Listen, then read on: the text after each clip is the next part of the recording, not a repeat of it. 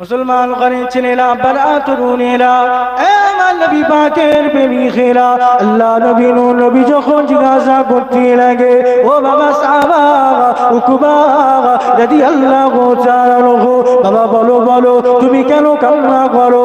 ও যুবকেরা, আমার নবী পাকের প্রেমিকেরা, সেই সময়তে হযরত উকবা রাদিয়াল্লাহু তাআলা আনহু চোখ পানি নিয়ে আমার নবীকে বলতে লাগে, নবী গো, হাবিব গো, আমি উকবা তো বড় গরিব, হুজুর আমার ভাই আবু বকর সিদ্দিক রাদিয়াল্লাহু তাআলা আনহু, আমার ভাই হযরত ওমর ফারুক রাদিয়াল্লাহু তাআলা আনহু, হযরত জাবির রাদিয়াল্লাহু তাআলা আনহু, এক এক করে সকল সাহাবা ভাইরা ইসলামের জন্য দান করেছে। নবী গো, তারা বিনিময়ে আল্লাহ পাকের জান্নাত নিচ্ছে। আরো জোরে বলেন সুবহানাল্লাহ। এ যুবকেরা, নওজওয়ানেরা, আমার নবী পাকের প্রেমিকেরা, হযরত উকবা রাদিয়াল্লাহু তাআলা আনহু বলতে লাগে, নবী গো, হাবিব গো, আমি উকবা, আমার তো কিছুই না দুনিয়া জমিনে, আল্লাহ আমাকে বড় গরিব করেছে, আল্লাহ আমাকে বড় ফকির করেছে। নবী গো, আমার গায়ের এই পোশাকগুলো ছাড়া, আমার গায়ে এই বস্ত্রগুলো ছাড়া দুনিয়ার জমিনে আর কিছু না।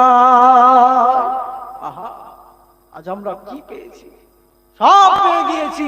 খানা মাস কি মাস আমাদের বাড়িতে মজুদ রয়েছে, কিন্তু আমার নবী সাহাবা শুধু গায়ের পরনের পোশাকটা রয়েছে, এমন করে সে ডুকরে ডুকরে খাইছে। নবী গো, সকল সাহাবা ভাইরা দান করছে, আমি উকবাও যদি একটু দান করতে পারতাম। জোরে বলবেন না সুবহানাল্লাহ। তারা কি মুহাব্বত করেছিল।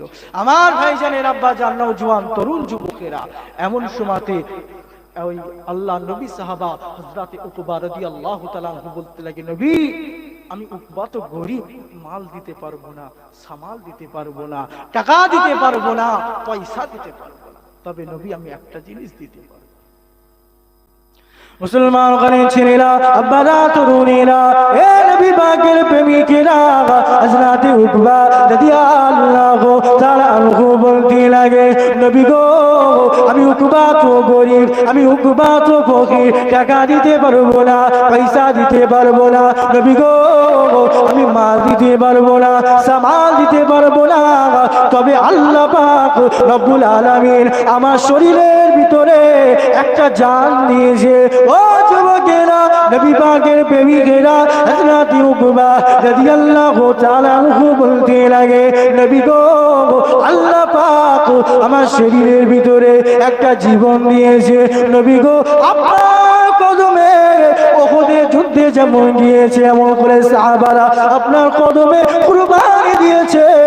এক এক করে প্রত্যেক সাহাবা হুজুররা এক একটা যুদ্ধে গিয়ে তারা না কুরবানি দিয়েছে। আমি উকবাও চাই, নবী গো, আপনার নালাইন শরীফে, আপনার কদম মোবারকে আমার জীবনটা কুরবান করে দেব। সুবহানাল্লাহ বলতে কষ্ট হচ্ছে, জোরে বলেন না সুবহান। জি, একটা কথা বলি, খুব মন দিয়ে শুনবেন। আমরা যে বলি সুবহানাল্লাহ বলো, সুবহানাল্লাহ বলো, সুবহানাল্লাহ বললে কি লাভ হয়? খুব খেয়াল করে শুনবেন।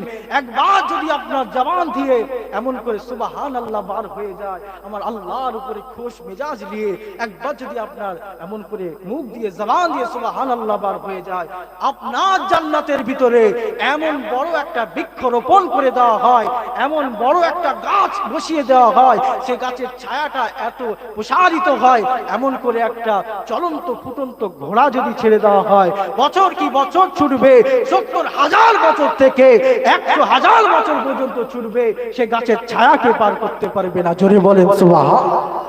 এই ফ্যাসালিটিটা আমরা পাচ্ছি কারণ আমরা শেষ নবীর উম্মত, কিন্তু আজ আমরা সে নবীকে চিনতে পারলাম না। হযরত উকবা আমার নবীকে কি চিনেছে?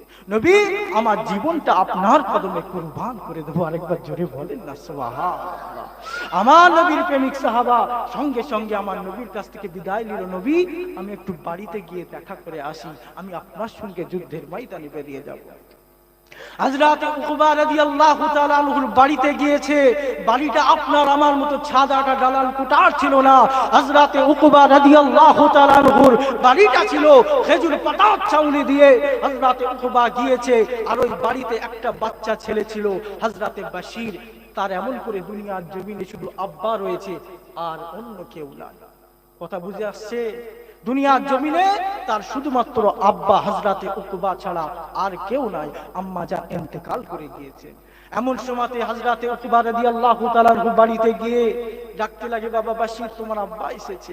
ছোট্ট বাচ্চাটা এসে কোলে উঠে পড়ে দাঁড়িয়ে নিয়ে খেলা।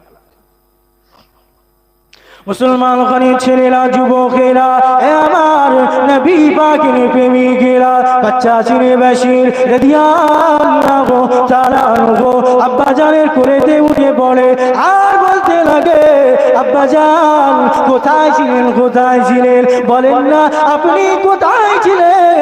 এমন সময়তে আব্বা জান হযরত উকবা রাদিয়াল্লাহু তাআলা আনহু বলতে লাগে, এ বাবা বাশির রে, বাচ্চা ছেলে বাশির, তুমি শুনে নাও, জেনে নাও, তোমার আব্বা উকবাকে প্রাণ ভরে দেখে নাও, তোমার আব্বা উকবাকে মন খুলে দেখে নাও, হয়তো দুনিয়া জমিনে আর কোনোদিন দেখা হবে না। এ যুবকেরা, তরুণেরা, এ আমার নবী পাকের প্রেমিকেরা, বাচ্চা ছেলে বাশির তখন বলেছিল, আব্বা যান কোথায় আপনি যান, কোথায় আপনি যান? এমন সময়তে হযরত উকবা রাদিয়াল্লাহু তাআলা বলেছিল, এ বাবা বাশির রে, আজ আমি আমার নবীর সঙ্গে যুদ্ধের ময়দানে যেতে লেগেছি। ও যুবকেরা, আজ আমরা নবীকে চিনতে পারলাম না, আজ আমরা আমার হাবিবকে চিনতে পারলাম না, আজ আমরা আমাদের আইকনকে চিনতে পারলাম না। কিন্তু সেই ছোট্ট বাচ্চাটা হযরত বাশির রাদিয়াল্লাহু তাআলা দেখেন দেখেন কেমন আমার নবীকে চিনেছিল।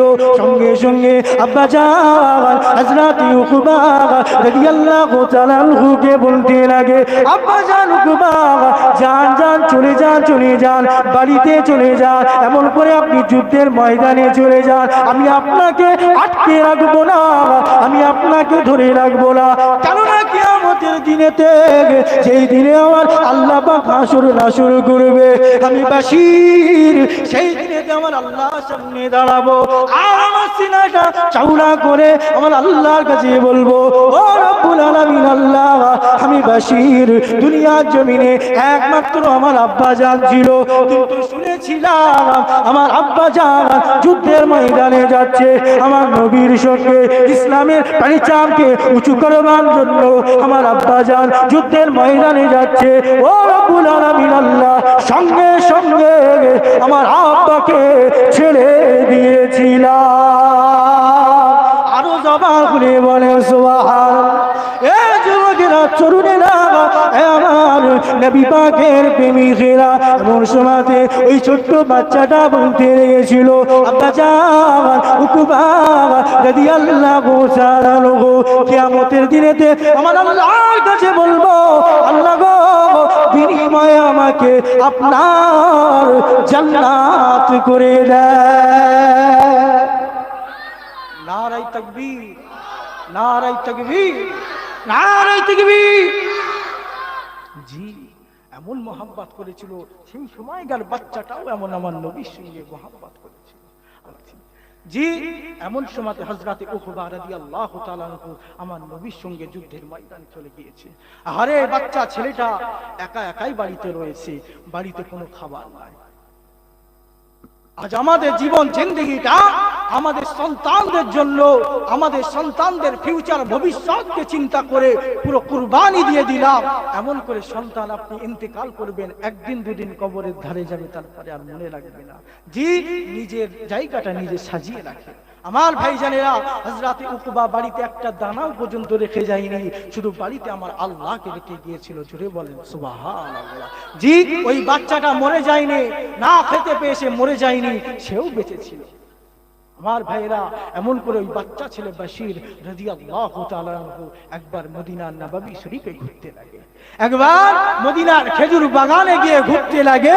কারণ বকরিগুলো চড়িয়ে নিয়ে এসে তাদের বাড়িতে দুবেলা দুমুঠো ভাত খায়। একবেলা খায় একবেলা খাই না, এমন করে চলতে লাগি। আর সব সময় ভাবছে আমার আব্বা জান কখন আসবে, আমার আব্বা জান কখন আসবে। আহারে বাচ্চা ছেলেটার কানে একবার খবর এসছে, আমার নবী যুদ্ধের ময়দানে জয়ী হয়ে গিয়েছে। জোরে বলেন সুবহানাল্লাহ। আমার ভাইজানেরা, আমার নবী যে কত জয়ী হয়ে গিয়েছে, অর্থাৎ আমার নবীর কাফেলা মদিনার দিকে রওনা দিয়ে দিয়েছে, মদিনার দিকে ফিরে আসছে, অর্থাৎ আমার নবীর সঙ্গে আমার আব্বা জান ফিরে আসছে। জোরে বলেন সুবহানাল্লাহ।